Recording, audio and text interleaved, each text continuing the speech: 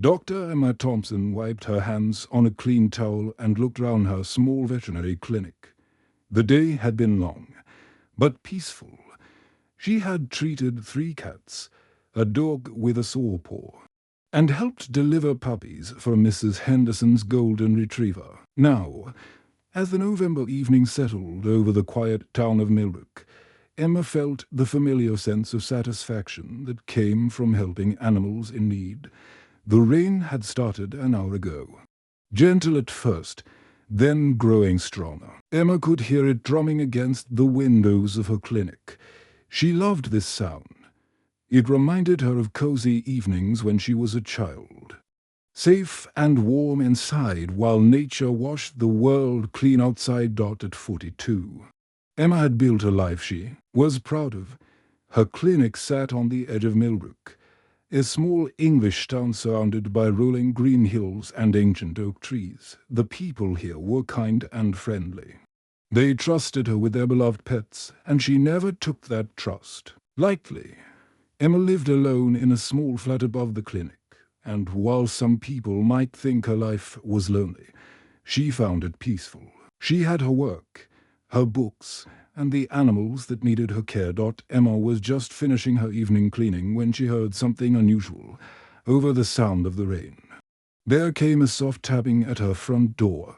She paused, listening carefully. It was late for someone to bring in a sick animal, but emergencies happened at all hours in her line of work. The tapping came again, so gentle it was almost lost in the storm. Emma walked to the door and opened it carefully. What she saw made her heart skip a beat. A small boy stood in the doorway, soaked from head to toe. Rain dripped from his dark hair, which was plastered against his pale forehead.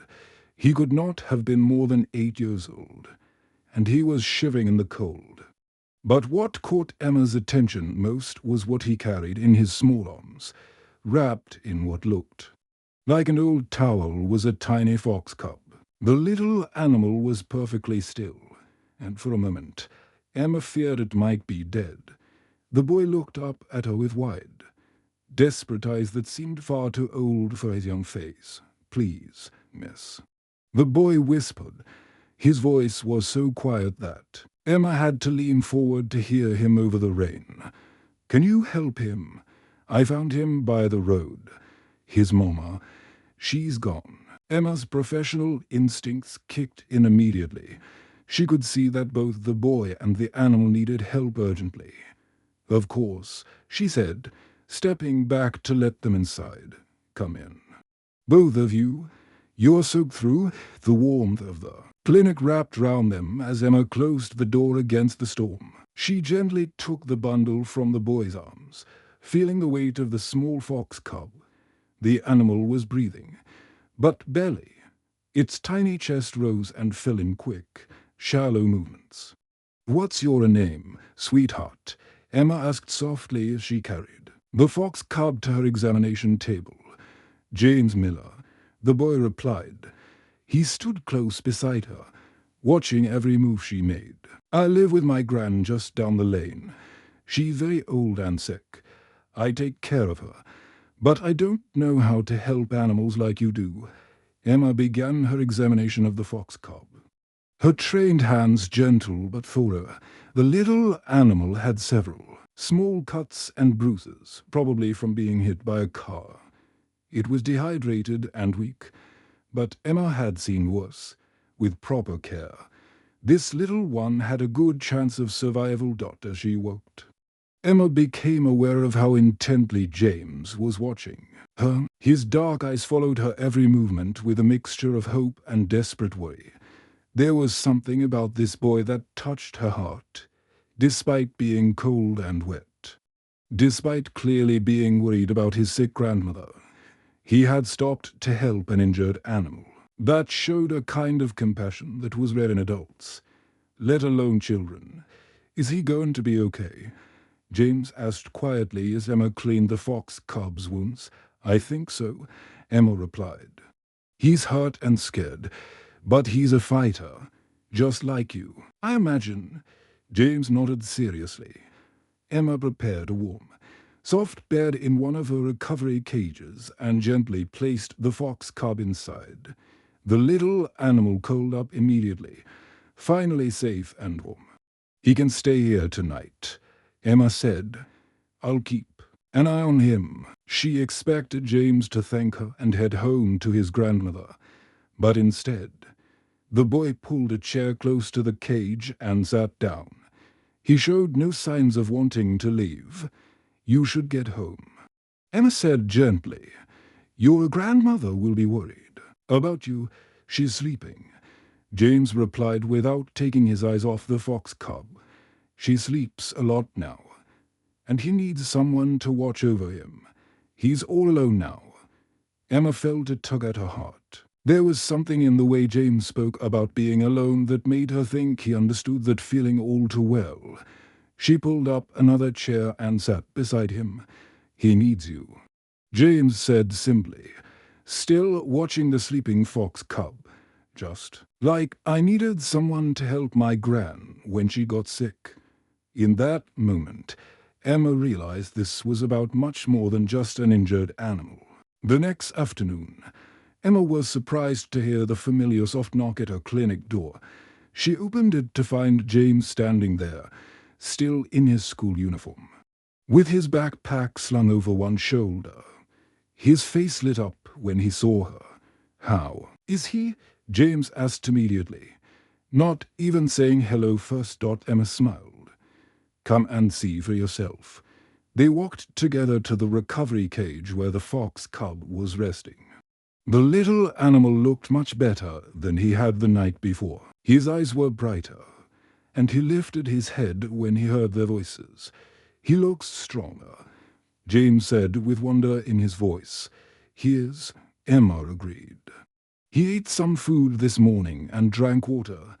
That's a very good sign." James pulled the same chair close to the cage and sat down, just like he had the night before.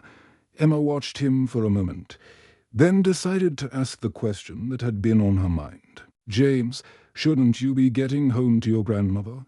The boy's face grew serious. "Gran is sleeping. She sleeps a lot since she got sick. The doctor says it helps her feel better."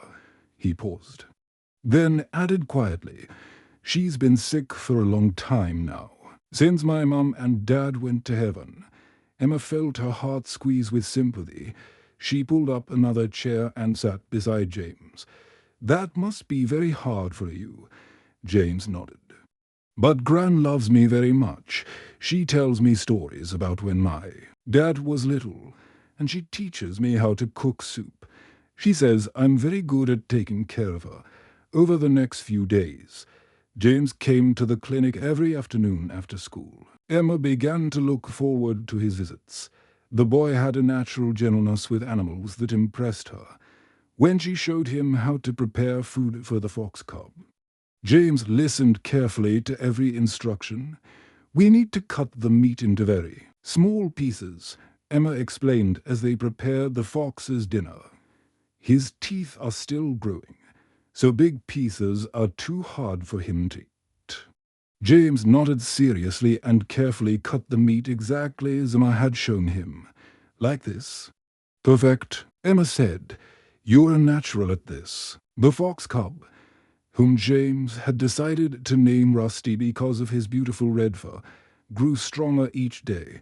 Emma taught James how to tell if an animal was feeling better or worse. "See how his ears are up and alert," Emma pointed out as they watched. "Rusty. That means he's feeling good. When animals are sick or scared, they often put their ears back against their head, like when people frown when they're sad." James asked. "Exactly like that," Emma said. "Animals have their own ways of showing us how they feel. We just need to learn how to understand them." James was a quick learner. He watched everything Emma did and asked thoughtful questions. Emma discovered that despite being only 8 years old, James was very smart. He could read well and loved learning new things. "I like school," James told her one afternoon as they cleaned Rusty's cage. "My teacher, Mrs. Brown, is very nice, but sometimes I have to stay home when Gran feels very sick." Emma learned more about James's life as the days passed. His parents had died in a car accident 2 years earlier, when James was only 6. Since then, he had been living with his grandmother, Mrs. Miller. The old woman loved James dearly, but she was becoming too frail to take proper care of an active 8-year-old boy. "Gran tries her best," James explained to Emma one day, "but her hands shake now, and she gets tired very easily. So I help her with everything. I can make tea and toast, and I know how to use the washing machine." Emma was amazed by how mature and responsible James was for his age, but she also worried about him. "No child should have to carry so much responsibility. The lady from the council comes to visit us sometimes," James continued. "She asks Gran lots of questions about how we're managing. Gran always says we're fine, but I can see that the lady is worried. Are you worried too?" Emma asked gently. James was quiet for a moment, watching Rusty play with a small toy in his cage. "Sometimes," he admitted. "Gran says I shouldn't be scared, that everything will work out. But at night, when the house is very quiet and Gran is sleeping, I sometimes feel like I'm the only person in the whole world." Emma's heart ached for this brave little boy. She had never wanted children of her own, but something about James made her feel protective and caring in a way she had never experienced before. "You know," Emma said softly, "whenever you feel lonely, you can always come here. Rusty and I enjoy your company very much." James looked up at her with those serious dark eyes. "Really? You don't mind?" "Not at all," Emma said. "In fact, Rusty has been much happier since you started visiting him. I think you have a special gift with animals." A small smile spread across James's face. It was the first real smile Emma had seen from him, and it transformed his whole face. "I want to be a healer like you when I grow up, Miss Emma," James said. "I want to help animals that are hurt and scared." "I think you would be wonderful at that," Emma replied, and she meant it completely. 3 weeks had passed since that rainy November evening when James first knocked on Emma's door. The small fox cub had made a remarkable recovery under their careful attention. What had once been a weak, frightened little animal was now healthy. Playful fox ready to explore the world. Emma had built a special outdoor enclosure behind her clinic where Rusty could safely experience fresh air and natural sunlight. The enclosure was surrounded by a tall fence, but it had grass, small trees, and even a little stream running through it. It was the perfect place for Rusty to build his strength before returning to the wild.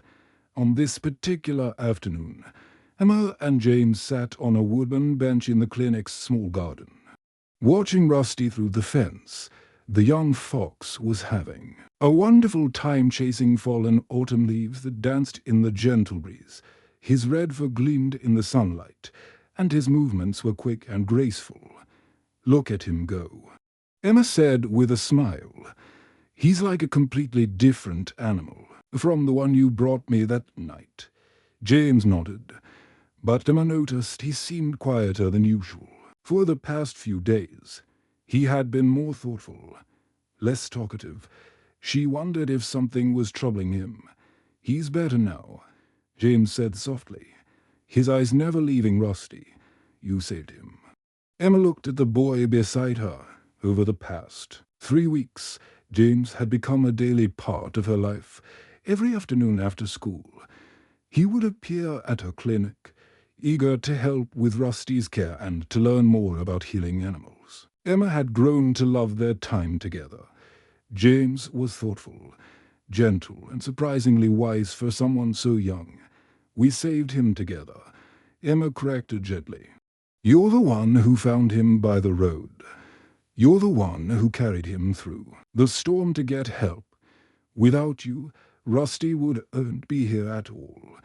James was quiet for a long moment, He watched as Rusty pounced on a particularly large yellow leaf, then tossed it into the air with his nose. The sight should have made James laugh, as it usually did, but today he remained serious. Emma could sense that something important was on the boy's mind.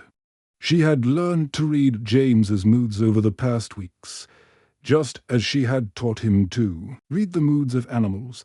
Right now, James seemed to be gathering courage for something difficult. "Miss Emma," James said finally, turning to look at her with those serious dark eyes that always seemed to hold more understanding than any 8-year-old should possess. "Could you be my mum?" The question hit Emma like a physical blow. She felt her breath catch in her throat, and for a moment she couldn't speak at all. Of all the things she might have expected James to say, this was not one of them. Emma had grown to care deeply for James over the past weeks. She looked forward to his visits, enjoyed teaching him about animal care, and felt proud when he showed such natural kindness and skill with the creatures they treated together. But becoming his mother, the thought had never seriously crossed her mind. "Oh, James," Emma said softly, her voice barely above a whisper. She slipped off the bench and knelt down so she was at his eye level. "Being someone's mum is very complicated. There are rules and papers and legal things that have to be done. But you take care of everyone who needs help," James interrupted, his voice small but filled with determination. "You fixed Rusty's cuts and made him strong again. You taught me how to feed him and how to know when he's happy or sad. Rusty had no mum when I found him. And you saved him." James paused, and Emma could see him struggling with emotions that were too big for his young heart to hold easily. "Gran is getting sicker," James continued, his voice growing even quieter. "She tries to hide it from me, but I can see it. She can't climb the stairs anymore, and sometimes she forgets things. The lady from the council is coming to visit us more often now. I know she can't take care of me much longer." Emma felt tears begin to gather in her eyes as she listened to this brave little boy speak about such grown-up worries. Maybe you could save me too," James finished, looking directly into Emma's eyes with a hope that was almost too painful to witness. In that moment, Emma realized something that took her breath away. James wasn't just asking her to become his mother. He was asking her to heal him, just like they had healed Rusty together. He saw himself as another wounded creature who needed care and love to become whole again. Emma had spent her entire adult life healing animals, but she had never considered that a human child might need the same kind of patient, gentle care. James had lost his parents, was slowly losing his grandmother, and was facing an uncertain future with remarkable courage. But even the bravest child needed someone to love and protect them. "Let me think about it," Emma said, pulling James into a gentle hug. His small body felt warm and trusting in her arms. "But know this, James, whether I can be your mum or not, you will always have a place in my heart." James nodded against her shoulder, and Emma felt something fundamental shift inside her chest. Maybe it was time to consider healing that went beyond injured animals. In the days following James's question about becoming his mother, Emma found her world slowly expanding in ways she had never imagined. What started as daily visits to check on Rusty became longer afternoons spent with both James and his grandmother, Mrs. Miller. Mrs. Miller lived in a small cottage just down the lane from Emma's clinic. The house was old but well kept, with a garden full of roses that Mrs. Miller had tended for decades. When Emma first visited, she was struck by how clean and organized everything was. Despite Mrs. Miller's failing health, it was clear that James had been working hard to keep their home running smoothly. Mrs. Miller was a woman in her 70s with silver hair and kind blue eyes that reminded Emma very much of James, despite her illness. She had a warm smile and a gentle way of speaking. That made Emma feel immediately welcome. "You must be the angel who saved our Rusty," Mrs. Miller said the first time Emma came to visit. "James hasn't stopped talking about you and all the wonderful things you've taught him." Emma quickly discovered that Mrs. Miller was a treasure trove of stories about James's family. As they sat in the small living room, drinking tea while James played in the garden, Mrs. Miller shared memories of James's parents. His father, "My son David, was just like James," Mrs. Miller explained, her eyes growing soft with memory. "He couldn't pass by any creature in need without stopping to help. Once, when he was about James's age, he brought home an injured pigeon and insisted we keep it in a box by the kitchen window until it cooed. It'd fly again." Mrs. Miller paused to sip her tea, then continued, "And his mother, Sarah, she had such determination. If she decided something needed to be done, nothing could stop her. James has the best of both of them." Emma watched through the window as James sat in the garden, reading aloud to Rusty, who was resting in a portable cage they had brought from the clinic. The sight made her heart swell with affection. "He has his father's gentle heart," Mrs. Miller said, following Emma's gaze, "and his mother's determination to help others. You've been so good to him.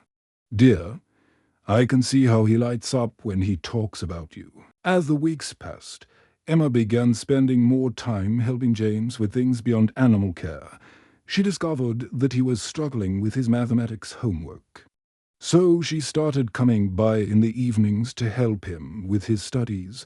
James was bright and eager to learn, but he had missed many school days over the past months when Mrs. Miller had been feeling particularly unwell.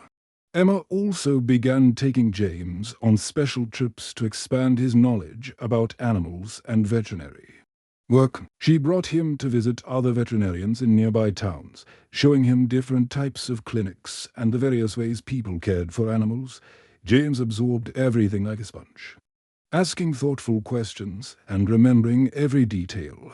One particularly memorable day, Emma arranged for James to meet Dr. Margaret Collins, a wildlife expert who ran a rehabilitation center about an hour away. Dr. Collins was impressed by James's gentle manner with the animals and his genuine interest in conservation. "This young man has real potential," Dr. Collins told Emma privately. "He has that rare combination of compassion and curiosity that makes for excellent work with wildlife." But beyond these educational experiences, Emma was also dealing with more serious matters. She had begun the complex process of exploring what it would mean to become James's legal guardian. This involved meetings with social workers, discussions with lawyers, and a great deal of paperwork. The social worker assigned to James's case, a woman named Miss Jennifer Hayes, was thorough but kind. She visited Emma's clinic and her small flat above it, asking detailed questions about Emma's lifestyle, her income, and her ability to provide for a child. "James speaks very highly of you," Miss Hayes told Emma during one of their meetings. "It's clear that he's formed a strong attachment to you, and from what I can see, you care deeply for him as well." Emma's friend and colleague, Dr. William Parker, had mixed feelings about Emma's decision to consider adoption. William had known Emma for over 10 years, and he worried about how dramatically her life would change. "Are you sure about this, Emma?" William asked one evening as they finished treating a horse with her injured leg. "You've built such a peaceful life here. Taking in a child would change everything. No more quiet evenings. No more spontaneous trips to conferences. No more focusing entirely on your work." Emma watched through the clinic window as James carefully helped her assistant clean some cages. The boy worked with such concentration and care, treating each task as if it were the most important thing in the world. "Maybe that's exactly what I need," Emma replied thoughtfully. "I thought I was complete, But James has shown me that there's room in my heart for so much more than I ever imagined. Meanwhile, Mrs. Miller's health continued to decline gradually. Some days were better than others, but the overall trend was clear. However, Mrs. Miller faced her illness with remarkable courage and grace, especially knowing that arrangements were being made to ensure James would be safe and loved. The day finally came when Rusty was completely ready to return to the wild. James had known this day would come, but that didn't make it any easier. The morning sun streamed through the kitchen windows as Emma stood at the stove, making scrambled eggs and toast for breakfast. 6 months had passed since that life-changing conversation in the garden, and her daily routine now included something she had never expected. Preparing breakfast for Todot at the small kitchen table sat James, now officially her adopted son, quietly reading a book about British wildlife while he ate his breakfast. His dark hair was still messy from sleep, and he had a small milk mustache from his glass that made Emma smile every time she looked at him. The legal process had taken several months to complete, with countless meetings, forms to fill out, and visits from social workers. But through it all, Emma had never doubted her decision. Watching James gradually settle into his new life with her had been one of the most rewarding experiences of her aunt. Our life. Mrs. Miller had passed away peacefully, in her sleep 2 months earlier, just after the adoption papers had been finalized. Emma would never forget the old woman's final words to her, with James holding her hand and Emma sitting beside the bed. Mrs. Miller had whispered, "Thank you for loving him like your own." The grief had been hard for James. He had lost the last connection to his original family, and Emma had watched him struggle with sadness and confusion. But she had been there for every tear, every sleepless night, and every moment when the pain seemed too much to bear, just as James had once brought her a wounded fox and asked for help. Emma had held him through his sorrow and helped him heal. "Mom," James said suddenly, looking up from his book. The word still sent a warm feeling through Emma's heart every time she heard it. "I saw Rusty yesterday when I was walking home from school. He was near the edge of the woods, and he looked really good. His fur was thick and shiny, and he was hunting for mice in the grass." Emma turned from the stove with a smile. "That's wonderful news. It makes me so happy to know he's doing well in the wild." "He saw me watching him," James continued, taking another bite of toast. "I think he remembered me, because he stopped and looked at me for a long time before he ran back into the trees. I'm sure he did remember you," Emma said, sitting down at the table with her own breakfast. "Animals don't forget kindness, especially when someone saves their life." James nodded thoughtfully, then said something that surprised Emma with its wisdom. "It's like what you did for me, isn't it? Sometimes the greatest gift we can give someone is helping them become strong enough to thrive on their own." Emma looked at her son with amazement, even at 9 years old. James had such deep understanding of love and healing. "Like how you helped me become strong enough to be your son," he added quietly. Emma realized that James was absolutely right. Their relationship had been about healing from the very beginning, but not just as healing. James had needed a mother's love, guidance, and stability, but Emma had needed something too. She had needed to learn that her heart was big enough to love not just animals, but a child who would fill her life with joy and purpose she had never imagined possible.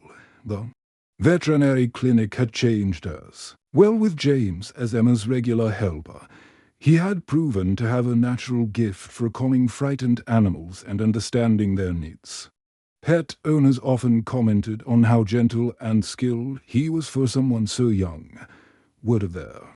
Story had spread throughout the community. Local schools began inviting Emma and James to visit and speak to children about wildlife conservation, animal care, and the importance of showing compassion to all living creatures. James loved these visits and was always eager to share what he had learned about helping animals. During one particularly memorable school visit, a little girl had asked James why he wanted to work with animals when he grew up. James had thought carefully before answering, because animals can't always ask for help when they need it. Someone has to speak for them and take care of them. That's what my mum taught me. The evenings were Emma's favorite time of day. After they closed the clinic together, she and James would walk the short distance to their home above the clinic. James would tell her about his day at school, his friends, and the things he was learning.